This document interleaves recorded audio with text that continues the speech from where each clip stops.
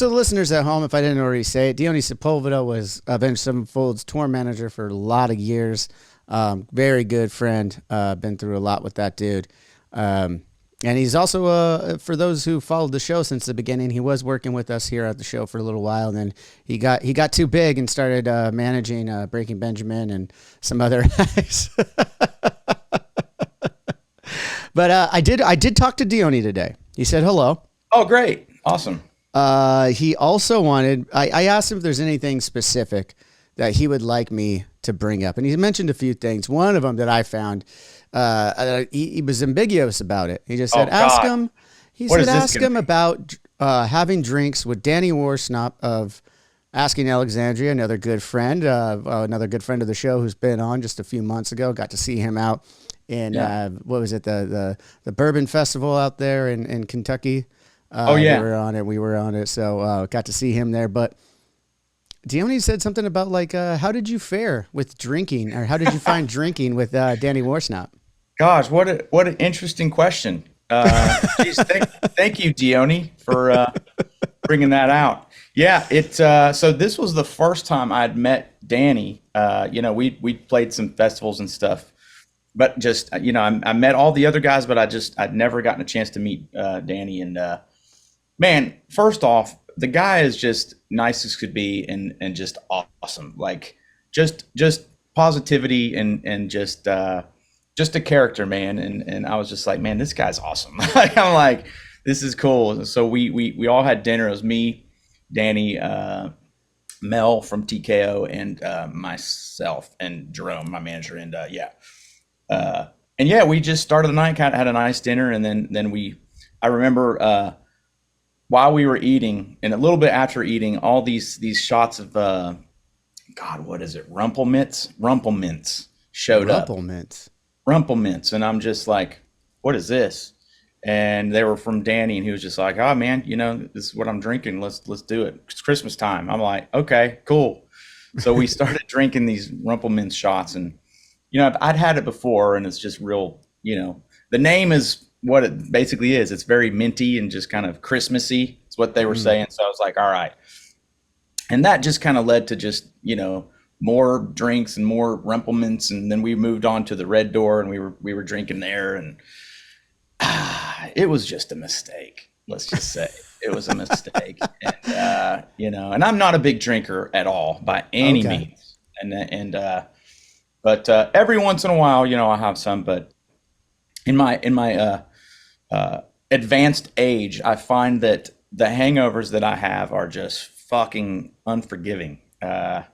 So yeah, I'm the guy that, like, when I have a hangover, it's like I can't even move. I'm just in bed. There's nothing I can do, and then I just have to just like just drink water and just eventually eat. Like, by the time the sun sets down again the next day is when I'm finally first eating. But and then I just have these like crazy anxiety things. Every stupid thing I've ever done in my life just cycles in my brain. It's fucking awful. So I don't drink too much. But this night I was like, man, fuck it, man. We're in Nashville. Hey, let's have a good time. We're at the Red Door. I'm shooting. I was there to shoot some videos, and I had just gotten done shooting two of the videos for my new album. And I was just like, cool, my work's done. Let's just blow off some steam, and it was a good time. But yeah, I definitely paid for it the next day for sure. And honestly, until probably the other night at the Super Bowl, for the Super Bowl, I hadn't drank since. So And yeah, how long ago was that? that was in December, like December 8th. Uh, Okay. so yeah, so I made it to 2 full months without drinking, and it was better though, because I was able to kind of nurse my voice a little bit. I feel like Mm. whenever I'm drinking, it kind of shreds my voice a little bit. So it Yeah. was it was a good excuse to not drink. Yeah. I mean, on the road, do you refrain from drinking too for that reason, for your voice? I know a lot of singers do that. I did this last tour with Breaking Benjamin because we did this acoustic tour, and I was slated to open up as a solo artist. So it was, and then we have a VIP sound check thing. So really, it's like 3 shows a day for me. And so I was like, man, I can't drink. I got to make sure that I can, just last this whole tour.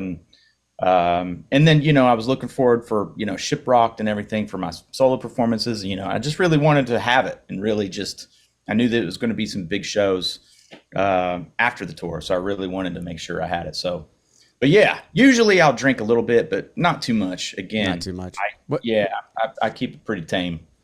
Yeah. I mean, I hear you on the hangovers, man. There is a few remedies out there and pre things you can drink before you start drinking that'll help those and all those things. I don't want to say all of them right now because I've used them all, but they're not sponsoring my show, so fuck them until they do. You're right. Good call. Hold out, man. But I'll text you later and tell you a couple ones that I found that Dude, help. I love it. Nothing really gets rid of the hangover, especially if you have, a night with Danny Worsnop and some whatever that was, rumple mints. But Yeah. yeah, I mean, definitely. I know. I feel. How many days are you hungover though these days? Because I know it's like that first day. I laying in bed all day, wait until you wait until dinner time to first feel that you have an appetite. Yeah. But then it's still like a couple days after that sometimes.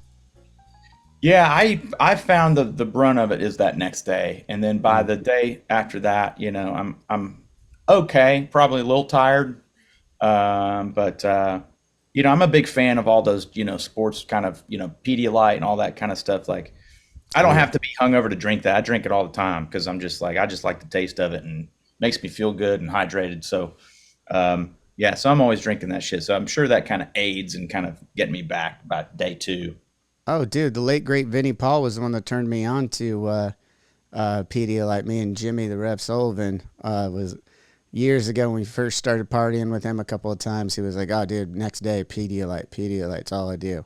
And That's we awesome. started doing it too. And then it was, nowadays though they do have the liquid IVs. I will. That one probably will never sponsor me because they're too fucking big. But they're out there and definitely use that on the pretty regularly on the road, even without drinking, just because you got to stay hydrated up there, right? Dude, for sure, absolutely. And you're supposed to, not, I went through this kind of health kick this fall, and I was doing this keto diet, and I was like running, and I was lifting weights, and there's this doctor I follow on Instagram. I can't remember his last name. It's a really long name, but he's always just kind of like, you should start your day with electrolytes first thing in the morning and just getting out in the sun and letting the sun hit you and just Mm. kind of start your day that way. And I was like, man, that's pretty cool. And so I've been trying to do that. So yeah, the electrolytes, man, it really helps, even if you're hungover or not, I think.